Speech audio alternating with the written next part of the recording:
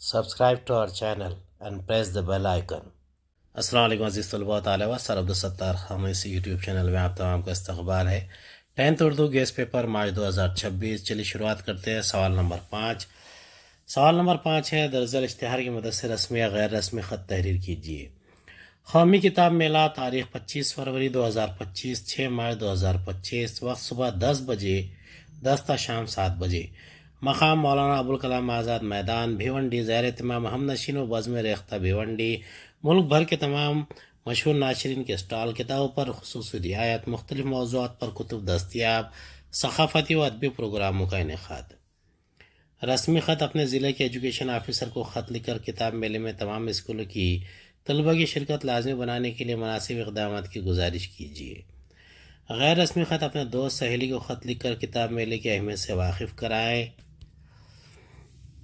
رسمی خط الف ب جیم 17 اسلام پورہ بھیونڈی، 20 فروری 2025، بخدمت عالی جناب ضلع ایجوکیشن آفیسر تھانہ۔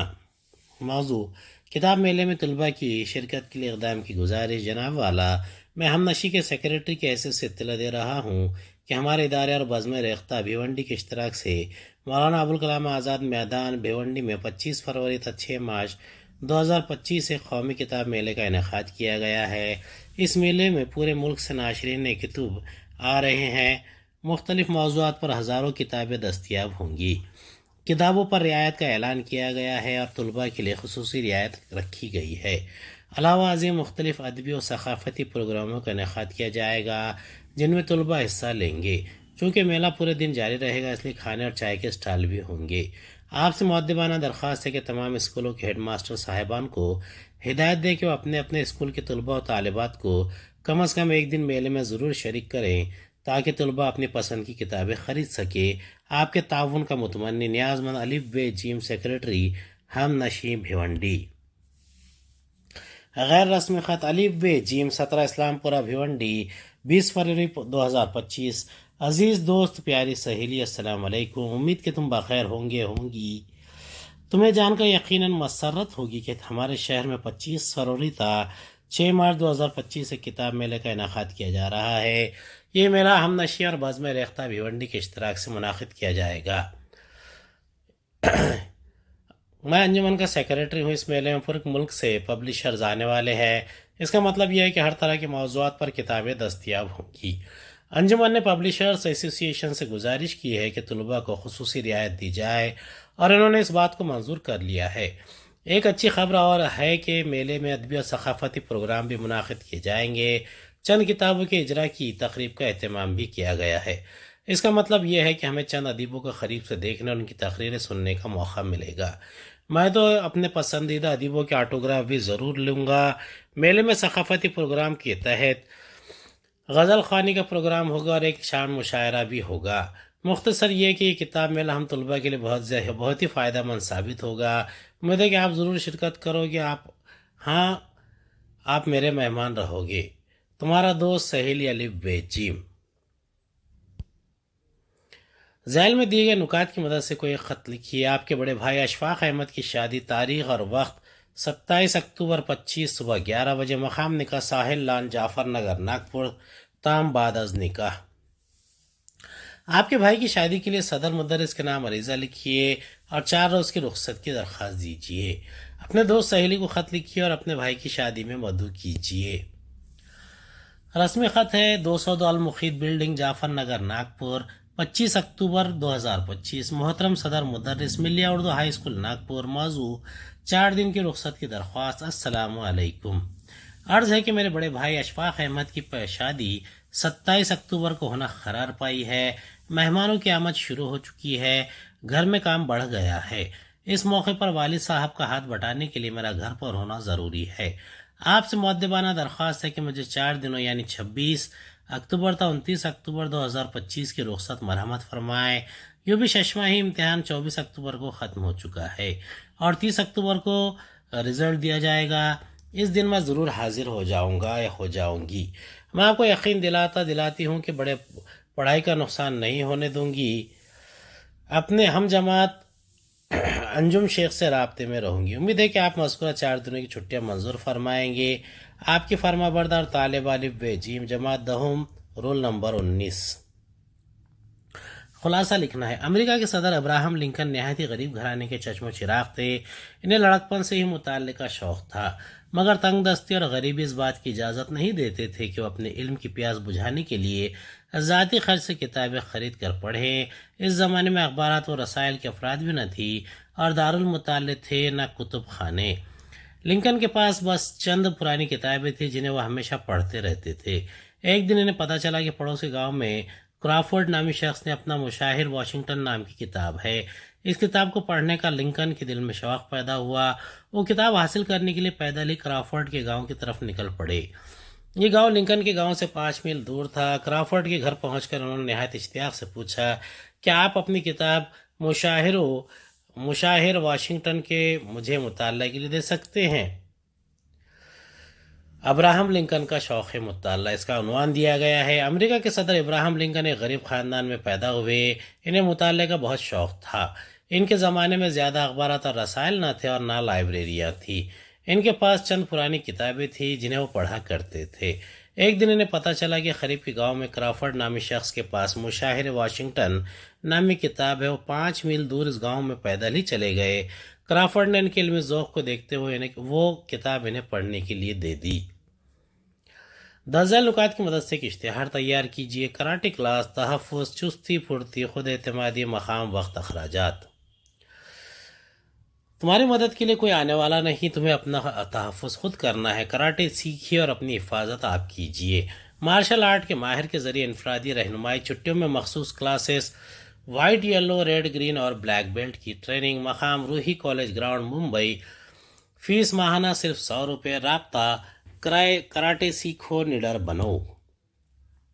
ملت ہائی اسکول امراوتی میں منائے گئے یوم اردو کے تقریب 50 تا 60 الفاظ میں خبر تیار کیجیے۔ خبر میں مقام، وقت، تقریب کی تفصیل کا ہونا ضروری ہے۔ اس کا عنوان ہے یوم اردو کے موقع پر شاندار تقریب۔ امراوتی، 10 نومبر 2025۔ ہمارے نامہ نگار کے ذریعے کل امراوتی کے ملت ہائی اسکول میں صبح 10 بجے یوم اردو کے موقع پر ایک شاندار تقریب کا انعقاد کیا گیا۔ اساتذہ کی رہنمائی میں اسکول کے طلباء نے پروگرام پیش کیے۔ شہر کی مشہور بزرگ ادبی شخصیت ڈاکٹر ناصر الدین نے صدارت کے فرائض انجام دیے۔ تلاوت کلام پاک سے پروگرام کا آغاز ہوا۔ سب سے پہلے اسکول کے ہیڈ ماسٹر جناب محمد رضوان صاحب نے مہمانوں کا استقبال کرتے ہوئے صدر جلسہ کا تعارف پیش کیا۔ انہوں نے یہ بھی بتلایا کہ ان کے اسکول میں اردو زبان کی ترویج و اشاعت کے لیے کون سے اقدامات کیے گئے ہیں۔ ہیڈ ماسٹر کی درخواست پر صدر جلسہ نے ان طلباء کو انعامات سے نوازا جنہوں نے اردو زبان کے موضوع پر ہونے والے مباحثے، بیت بازی کے مقابلے میں شرکت کی اور ہندوستانی پرچار سبھا کے اردو امتحانات میں کامیاب ہوئے۔ ڈاکٹر ناصر الدین نے تمام طلباء کی کوششوں کو سراہا، انہیں مبارکباد دی اور انہیں روزمرہ زندگی میں اردو زبان کے زیادہ سے زیادہ استعمال کی ترغیب دی۔ علاوہ ازیں صدر موصوف نے اردو زبان کی اہمیت پر روشنی ڈالتے ہوئے اردو کی مقبولیت اور اس کی ترویج و اشاعت کے سلسلے میں اپنے خیالات کا اظہار کیا۔ چند طلباء نے اردو کی مشہور نظمیں اور غزلیں ترنم سے پیش کی۔ آخر میں معاون صدر مدرس نے جلسہ، اساتذہ اور تمام طلباء کا شکریہ ادا کیا۔ راشٹر گیت کے ساتھ دوپہر کے 12 بجے یہ شاندار تقریب اختتام پذیر ہوئی۔ مقامی اخبار کی چندریان 3 کی کامیاب اڑان کی خبر تیار کیجیے۔ اس کا جواب ہے چندریان 3 کا چاند پر کامیابی کے ساتھ اترنا۔ بنگلورو، 24 اگست۔ اسٹاف رپورٹر کے ذریعے بھارت چاند کے جنوبی قطب کے قریب پہنچنے والا پہلا ملک بن گیا۔ یہ ایک تاریخی لمحہ ہے جس نے ملک کے تمام شہریوں کو مسرت بخشی ہے۔ اس موقع پر وزیر اعظم نریندر مودی نے کہا کہ یہ لمحہ ناقابل فراموش ہے، یہ غیر معمولی واقعہ ہے، یہ نئے بھارت کی فتح و کامرانی کا یادگار لمحہ ہے۔ چندریان 3 خلائی جہاز کا وکرم لینڈر شام کو 6 بجے کے آس پاس چاند کے جنوبی قطب کے قریب پہنچ گیا۔ اس حصے کے بارے میں دنیا کو بہت کم معلومات ہے۔ کسی خلائی پروگرام کے یہاں پہنچنے کا یہ پہلا موقع ہے۔ جیسے ہی خلائی جہاز چاند پر اترا، پورے ملک میں خوشی کی لہر دوڑ گئی۔ ہر طرف جشن کا سما تھا۔ اسی وقت سائنسدانوں اور افسروں نے بھی اپنے پروگرام کی کامیابی پر خوشیاں منائی اور ایک دوسرے کو گلے لگایا۔ توقع ہے کہ چندریان 3 2 ہفتوں تک سرگرم عمل رہے گا اور مختلف تجربات انجام دے گا۔ خلائی جہاز سے روانہ کردہ چاند کی سطح کی تصویریں دکھاتے ہوئے اسرو کے سربراہ ایس سومناتھ نے کہا، بھارت چاند پر جا پہنچا ہے، امریکہ، چین اور سابقہ سوویت یونین کے بعد بھارت چوتھا ملک بن گیا ہے جس نے چاند پر کامیابی کے ساتھ خلائی جہاز اتارا ہے۔ درجن نکات کی مدد سے کہانی لکھیے، کہانی کے لیے مناسب عنوان تجویز کیجیے۔ اس کا جواب ہے عقل مند کسان۔ کسی گاؤں میں ایک کسان رہتا تھا۔ اس کے 4 بیٹے تھے، چاروں جوان لیکن کاہل اور سست تھے۔ کسی بھی کام میں کسان کا ہاتھ نہیں بٹاتے۔ کسان ان کے رویے سے کافی دکھی اور پریشان تھا۔ جب کسان کا آخری وقت آ گیا تو اس نے چاروں بیٹوں کو اپنے پاس بلایا اور کہا، دیکھو کھیت میں خزانہ دفن ہے، کھیت کو کھود کر اسے نکال لینا اور آپس میں تقسیم کر لینا۔ تھوڑی دیر بعد کسان کا انتقال ہو گیا۔ بیٹوں نے خزانے کی تلاش میں پورے کھیت کو کھود ڈالا لیکن انہیں خزانہ نہیں ملا۔ تب انہوں نے سوچا کہ کھیت کی کھدائی تو ہو چکی ہے، کیوں نہ بیج بو دیں۔ لڑکوں نے بیج بو دیا، بھرپور پانی اور کھاد کی وجہ سے بہت اچھی فصل ہوئی۔ فصل کی کٹائی کے بعد بیٹوں نے اناج کا جو ڈھیر دیکھا تو انہیں اپنے باپ کی بات کا مطلب سمجھ میں آ گیا۔ دراصل کسان نے اسی خزانے کی طرف اشارہ کیا تھا۔ اس کے بعد کسان کے بیٹے محنت کرنے لگے اور بہت جلد ان کا شمار گاؤں کے امیر کسانوں میں ہونے لگا۔ سیلفی صحیح یا غلط؟ ایک مضمون نویسی ہے، مضمون لکھنا ہے۔ ہمارے ملک کی آبادی فی الحال 140-44 کروڑ ہو چکی ہے۔ ان میں سے بیشتر ہندوستانی بالخصوص نوجوانوں کے پاس اسمارٹ فون ہے۔ اسمارٹ فون میں آئے دن نئے نئے فیچرز متعارف ہو رہے ہیں۔ ان نئے نئے فیچروں کے آنے سے انہیں استعمال کرنے والوں کی تعداد بھی روز بروز بڑھتی جا رہی ہے۔ اسمارٹ فون میں ایک فیچر ہے جسے سیلفی کہتے ہیں۔ سیلفی صرف ایسے فون سے لی جا سکتی ہے جس میں آگے کیمرہ لگا ہو۔ لفظ سیلفی کی شروعات 2002 میں ہوئی۔ موبائل فون کے فرنٹ کیمرے سے اپنے خود کی یا اپنے گروہ کا فوٹو لینا ہی سیلفی ہے۔ گروپ میں لی گئی سیلفی کو گروپی بھی کہا جاتا ہے۔ آج کل سیلفی کا استعمال دیوانگی کی حد تک پار کر گیا ہے۔ نوجوان لڑکوں اور لڑکیوں میں سیلفی لینے کا شوق اس قدر بڑھ گیا ہے کہ وہ سیلفی لیتے وقت آنے والے خطرے کو بھی نظر انداز کر دیتے ہیں، اس لیے ڈاکٹر اسے بیماری قرار دینے لگے ہیں۔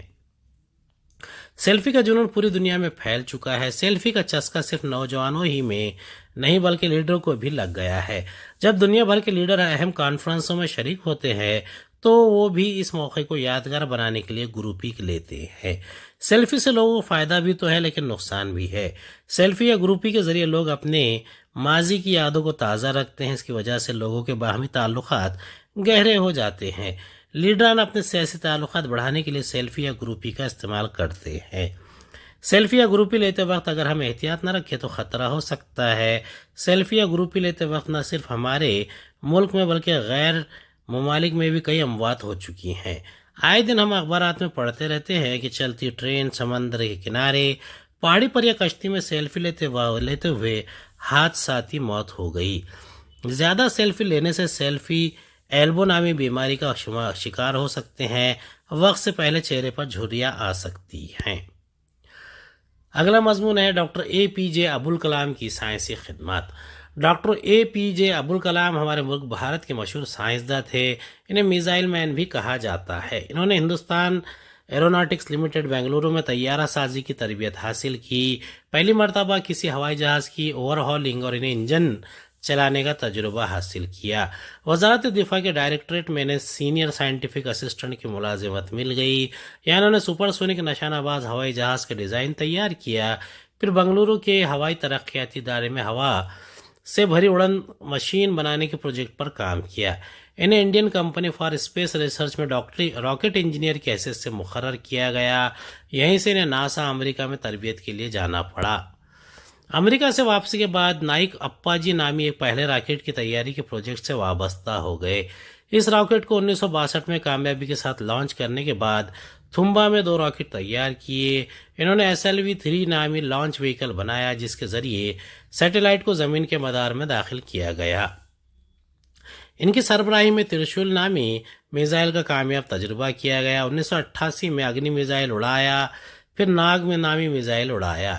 اس کے بعد آکاش نامی میزائل، اس طرح یکے بعد دیگر انہوں نے میزائل کو اڑایا۔ انہوں نے محکمہ جوہری توانائی کے اشتراک سے راجستھان میں پوکھرن کے مقام پر زمین دوز نیوکلیائی تجربات کر کے بھارت کو نیوکلیائی طاقتوں کے صف میں لا کھڑا کیا۔ بھارت کی سائنسی ترقیات کی تاریخ میں ڈاکٹر اے پی جے عبدالکلام کا نام سنہرے حرفوں میں لکھا جائے گا۔ رامیشورم کے غریب گھرانے میں پیدا ہونے والے بھارت کے اس سپوت نے ملک کی توقیر میں 4 چاند لگائے۔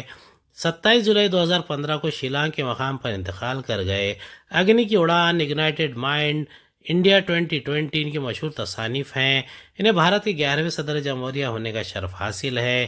2002 سے 2007 تک وہ صدر جمہوریہ کے عہدے پر فائز رہے۔ انہیں بھارت رتن، پدم بھوشن جیسے جلیل القدر انعامات سے بھی سرفراز کیا گیا۔ وہ بھارت کے ہر دل عزیز اور چہیتے صدر جمہوریہ تھے۔ رہتی دنیا تک ان کے کاموں کو سراہا جاتا رہے گا اور ان کی زندگی آنے والی نسلوں کے لیے مشعل راہ ثابت ہوگی۔ امید ہے آپ کو ہمارا ویڈیو پسند آیا ہوگا۔ اگلے ویڈیو میں دوبارہ ملاقات ہوگی۔ خدا حافظ۔